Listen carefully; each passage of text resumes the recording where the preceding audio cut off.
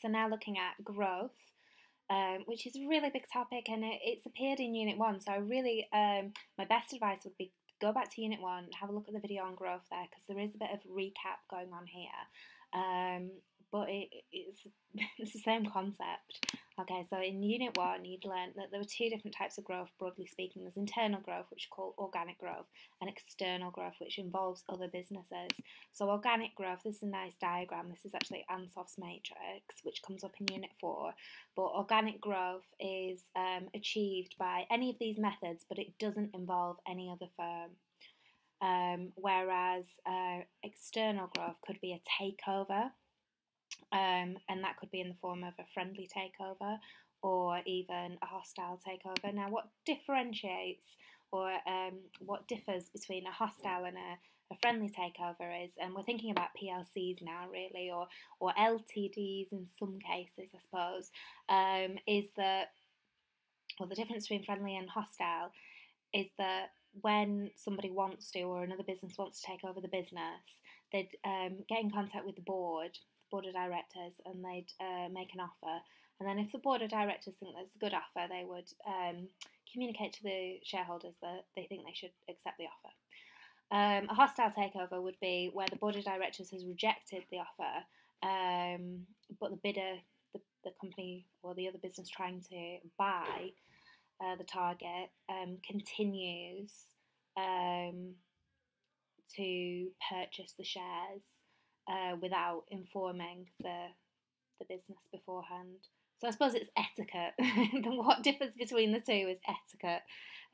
But I think some students sometimes think that a hostile takeover is when you do it illegally, but there's no illegal going on here. They're buying shares on the stock market usually. So what you have to think about, I think, if the takeover is a hostile takeover, what the effect on the stakeholders would be.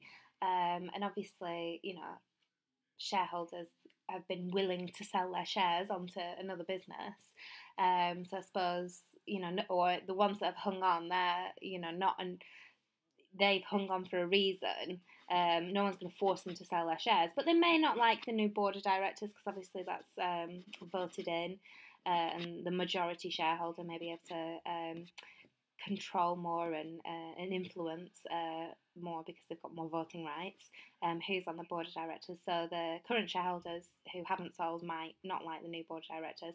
The shareholders that have sold have kind of sold, and presumably they're happy. Management might be very wary of this new aggressive owner. Employees might be worried. Often with acquisitions or takeovers, there are redundancies made. So it could be a worrying time. Suppliers might be worried because there's maybe going to be change ahead. The government might be worried as well for increased redundancies, if that's going to happen. Mergers from Unit 1 is when two businesses merge. They go forward as being one business. That can be quite difficult to determine who's in control then, and to put both organisational structures together. And then there are a few specific.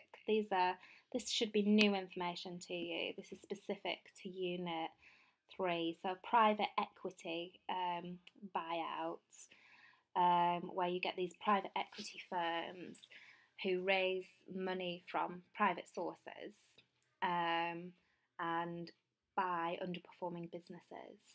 And so they may take them off the stock market, hoping to return them onto the stock market when they've added value. But it's usually quite a quick turnaround for these types of businesses. They're looking for really underperforming businesses that they can make a difference to quickly. A management buyout is when a group of managers may buy the business that or part of the business that they're currently working for. And this happens when maybe a business sells off one particular division or function or geographical location. This is quite common. A management buy-in would be a group of managers from outside the business who buy into the whole business or part of the business that's being sold off. And then demerger, the opposite of merger, where two businesses maybe divide themselves up and go forward being two separate businesses.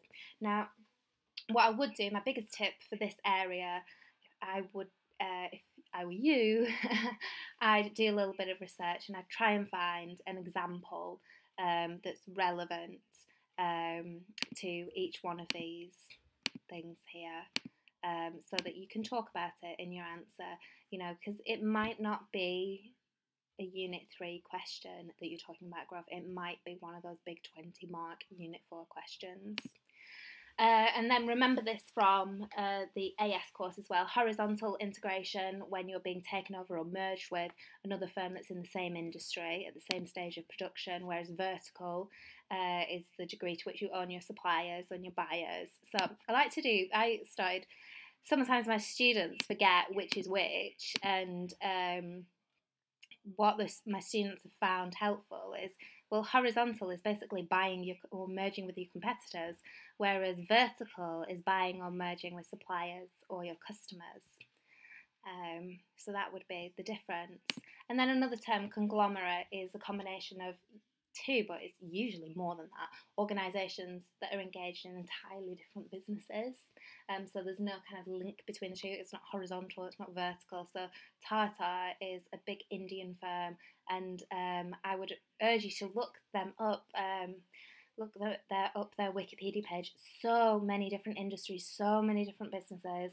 I used to work with Tata because they have a consulting wing and they do big IT infrastructure implementations, but I've also taken students to see Jaguar Land Rover in Solihull and Tata own them as well. So many different divisions. So you do get these kind of businesses that grow into related fields but also unrelated fields. So when you're answering a growth question, make sure you keep it straightforward. You know all of this stuff from the first year course. Why do businesses want to grow? Here are just a few of them. Access to new markets, access to new technology or knowledge. Definitely if you're taking over another business, you get access to that. Economies of scale, lower costs of production so that you can increase your profit margins. Revenue and profit if you've got access to new markets. Maybe reducing risk if you're in different markets that are in different stages of the business cycle, or you're selling a range of different products as well, so that you're not susceptible to swings in demand based on changing taste and fashion. However, problems of growth, diseconomies of scale, maybe getting too big, communication, coordination, motivation problems, cultural problems of growing, two businesses coming together. Maybe this is what I mean by internal. Two businesses coming together, two sets of management, different views, different ways of doing things. Maybe there's some redundancies. When you get two businesses coming together, you're going to get maybe rid of the common function. So do you really need two accounting departments? No. So you may get rid of that. That might be a cost saving. However, those are people's jobs, those are people's lives. So it can be, it will definitely have a big impact on them. And then you get the external issues with growth as well, cultural problems. So expanding into different countries where it's a different market, different ethnicity, different views on ethics, different religions, different languages, all of these different things, different economy, different incomes, all of these different things can be problems of growth that a business may have to adapt to. And also with acquisitions, they're very, very expensive. It involves buying another business. And often it's really difficult to get a fair value of a business. And often some businesses overpay for the businesses that they are acquiring. And to do that, they may have to borrow a lot of money, and that has an impact on your gearing ratio as well. So shareholders might not be happy because they might think, well, your expenses have gone up now, and I'm not going to get as many dividends. It's also increases the risk for the business because they're more susceptible to interest rate increases as well. So this is a really nice question. I think I might have got this from a legacy paper, but I'd urge you to think about this. When you're looking at questions about growth, see if it specifies, does it specify it's the shareholders you're looking at, or is it just benefits in general? Because you can do a bit of a stakeholder analysis. Who is going to benefit?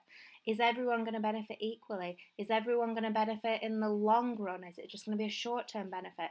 And you can really pick up some nice evaluation marks there.